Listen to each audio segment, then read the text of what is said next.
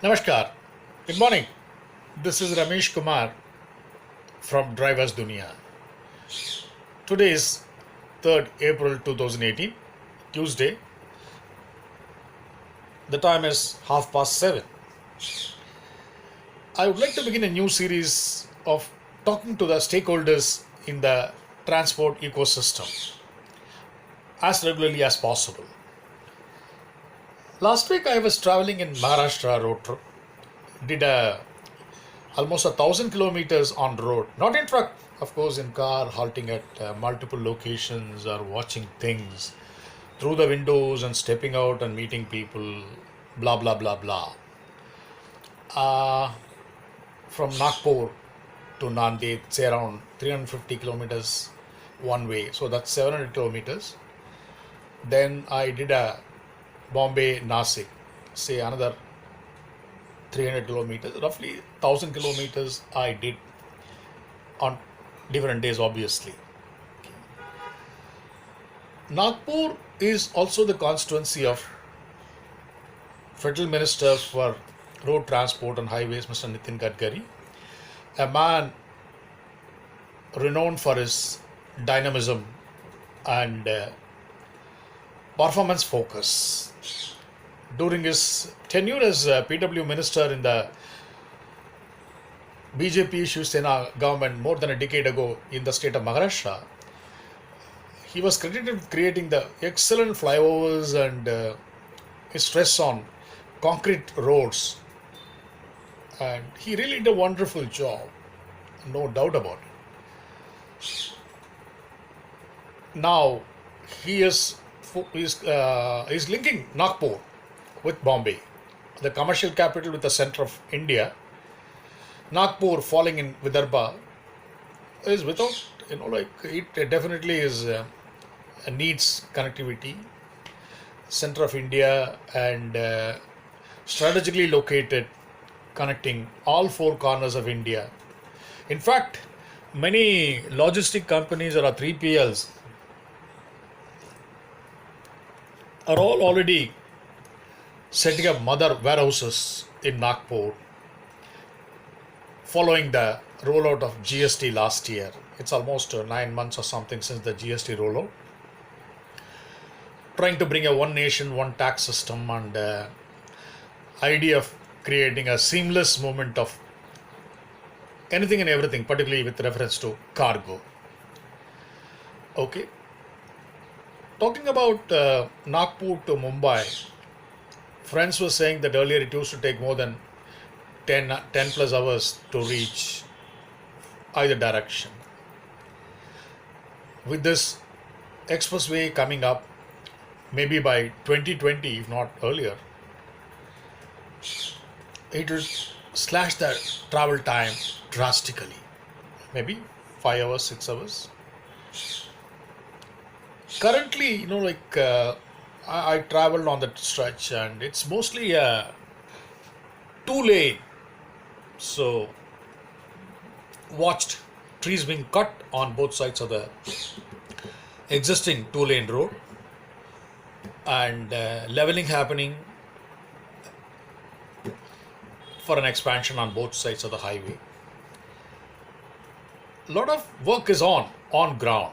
Okay, it's not that when somebody says that hawa mein baat ho raha hai, no, I don't believe it. I see, for me, seeing is believing. That's also one of the reasons I keep traveling on the highways, to see, because I believe in seeing is believing. Okay, so I actually travel to see, does it really happen? It's happening. And Nagpur is very strategically located. Okay, there are rail lines. Yeah, of course, there are umpteen number of ICDs, inland container depots, so that it's ICD is nothing but a dry port. You may not have a sea facility, okay, in Nagpur, because it's centrally located in the Republic of India. In fact, I had a chance to visit the Zero Mile, the old central point fixed by the British. Well, I would like to say that the Nagpur Mumbai expressway work is in full swing. Wish it comes through as early as possible because the building of highways automatically lead to development. More townships come, more work areas come, more business happens. Building roads is equal to giving boost to development. Hats off to this move to create the right infrastructure. When I mean infrastructure, on ground. Incidentally, the state of Maharashtra is also very keen on creating Nagpur as a logistics city.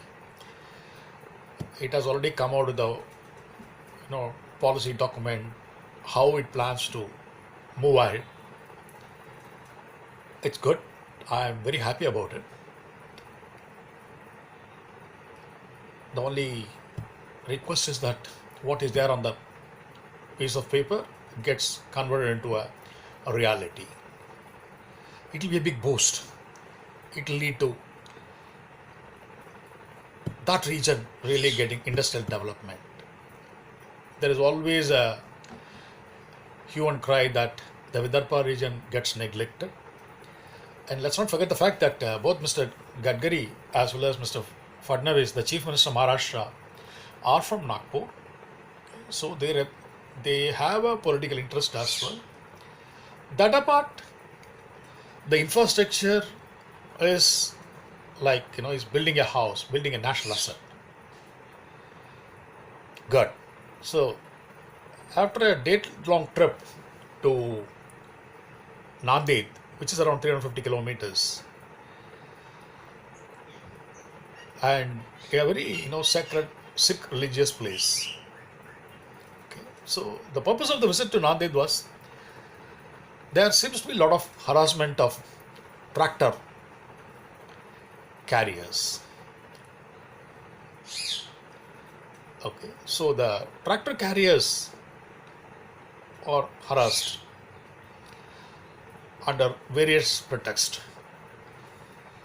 So the idea was to visit the Nanded Regional Transport Office to figure out, to find a solution, to put an end to the harassment to truck drivers, basically because they have to face the brunt. See, even though the trucks they drive may belong to the motor malik, finally it's a driver who comes face to face with, which I derisively call as the highway vultures. I mean, it's been listed there are 18 vultures on the highways. Okay, so we had a chance to catch up with the assistant regional transport officer. We had a healthy discussion. We came out with the hope and belief that the assurance given by the assistant RTO that the law of the land will be obliged. That's a big thing. Once again, like I said, saying is one thing, implementing it through the forces on ground, I mean the RTOs who roam around the highways, is another thing. Ultimately, the proof of the pudding is in the eating. Let's wait and watch. Well, this is not the only trip to Maharashtra. There are going to be more trips in Maharashtra trying to figure out what really happened. Because, talking about Maharashtra, there is a lot of lootbat. Okay, a lot of antisocial elements. They also operate on the highways and cause a lot of heartburns to trucks, particularly coming from the south as well, taking advantage of the fact that the so-called Madrasi drivers can't speak Hindi or Marathi. Okay, so they are flagged off and extortion happens in full swing. This all have to stop. There is no safety. There is no safety of vehicle. There is no safety of cargo. There is no safety of drivers. At times it looks like a lawless land. Is Republic of India a lawless land? Democracy is fine, but rule of the law, respect for law, or like a peaceful environment ambience is a must. Chalo, let's hope for the best. Then I traveled from, I moved from Nagpur to Mumbai. Multimodal, yeah, train. Okay, so from Mumbai to Nasik, I traveled on National Highway 3. This is not a new route for me. I traveled multiple times on this road. Okay, so right from 92 onwards, I traveled on this road. So I know this road, what it was, what it is. Okay, so I have seen massive, excellent development on this road. Good pumps, wide roads, passes through the Ghat section, good amount of eateries. Heavy traffic, there are some patches, Bhiwandi, the huge warehouse hub, always, traffic jams. So that needs some focus, and couple of bridges, flyovers that really need to be completed. It's all incomplete for a very long time, which will lead to better, smooth flow of the cargo movement. I am more concerned about the cargo movement, okay, more than the passenger movement. If this happens, that will also happen. If the cargo moves faster, the other things will also happen faster. And the purpose of traveling on this segment was to visit, to figure out what kind of facilities exist for drivers, long haul truck drivers. So, in Vadappe, say around 12-13 kilometers from Bhiwandi crossing, Bhiwandi bypass, on the left hand side towards Nasik, there is a huge Indian Oil petrol pump. This I had visited almost 2 years back. The company of Transport Mitra, Selvan Dasaraj, and Indian Oil officers, it was in the making. They are building up a Sarai. Sarai is a new concept where Indian Oil, India's number one oil marketing company, government owned,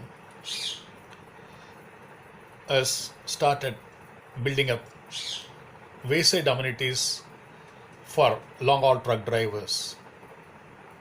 Many places, in fact, in the last couple of years, I visited many of them across the country, right from Gunjal on the Punjab-Rajasthan border to even Asansol in West Bengal, and you name it, many places I had been there, so I have seen it. So this time I was revisiting that road and went to this place, visited this place, Vadappe, IOC. Usually Sarais are built in Coco. That's a company owned, company operated fuel stations. But this particular pump is a dealer managed, owned and managed. Definitely Indian Oil has sunk in huge amount of money to create the right kind of infrastructure to build that Sarai, which is safe, secure and comfortable.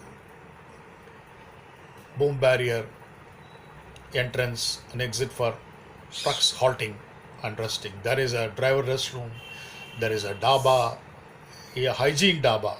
When I talk about a dhaba, I'm talking about a hygiene dhaba, and proper bathing facility.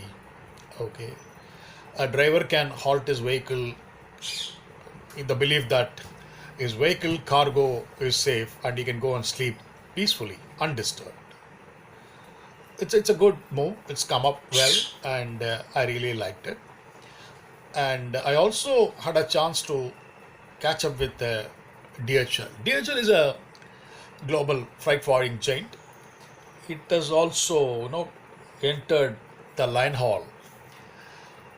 Okay, it's copying the Rivigo model of rest and relay, whereby the drivers, the mall moves like the Indian railway system, the vehicle moves seamlessly, but the drivers get out and another fresh set of drivers hop in and the vehicle moves. Then these guys rest after a certain amount of certain hours of rest. They take return journey back, so they go back home. The biggest grouse of the Indian trucking industry and the drivers is away from home concept. Okay, weeks together, months together, they are away from home. So the family connect was missing. So this Revigo model of rest and relay, okay, I mean, is really going to transform the whole stuff. DHL has, they adapted the same system, excepting that while Revigo has gone in for a 250-kilometer pit stops, so that every 250 kilometers the driver changes, but the vehicle moves. In the case of DHL, they move minimum of 700 kilometers with their two drivers. Well, it's just a few months old. I'm sure DHL will be definitely looking into it and assessing the benefits and how they can also bring about a transformation in the trucking industry by creating right kind of wayside amenities and making the life of a truck driver more comfortable. It was good, and it's a commendable job Indian Oil has done. Even I've been to BPCL. Okay, they call it Ghar or something. No, not on this particular stretch, but I had seen in many places. Particularly the one which I liked the most was one at Chandoli on the UP Bihar border. It's more than 3-4 years ago I was there. So it's a lovely place. In fact, the Daba was also so good, and that Daba won the Best Daba Award of Mahindra Transport Excellence Award 2-3 years ago. In fact, when we visited, the guy was so happy to show the trophy, sir. हमने ये जीत लिया देखिए. Okay, so he was happy, like he was being, recognized. His maintenance of the Daba was recognized. All those kind of stuff. Good, good. I am very happy. Oil company, these two big oil companies, Indian Oil and BPCL, are showing interest in creating this kind of facilities. Yes, there is a business interest, obviously, diesel is the biggest money spinner for the oil marketing companies. I'm basically waiting for how exactly the companies like Reliance, SR, the private sector players who are also in it, and there is a talk of Shell getting into it, how these guys are really going to create the right kind of wayside amenities for truck drivers and make the life comfortable so that there is less fatigue for drivers on the Indian climate, Indian environment, and less fatigue leads to safe driving, better driving, less accidents, less fatalities, because India is also signatory to slash the fatalities by 50% by 2020. It's a very slow process. It doesn't happen. Okay, but it doesn't happen overnight. That's what I mean. But efforts are underway to push it hard. And let's hope that this works out. Apart from visiting this IOC Sarai on the Mumbai-Nasik road, I also had a chance to visit a BPCL, Bharat Petroleum, COCO, company-owned, company-operated fuel station a few kilometers away from the IOC Sarai, which I visited, towards Nasik. Ran into Mr. Ashok Babar, a very interesting gentleman who was earlier in vigilance. So we talked a lot about what happens, the change in the behavior of dealers right across the country, and the automation of fuel pumps leading to less pilferages, less malpractices. Good, very interesting talk we had. Then spent some time in Nasik. By the time we reached Nasik, it was late in the night. So in the reverse direction also, we had a chance to visit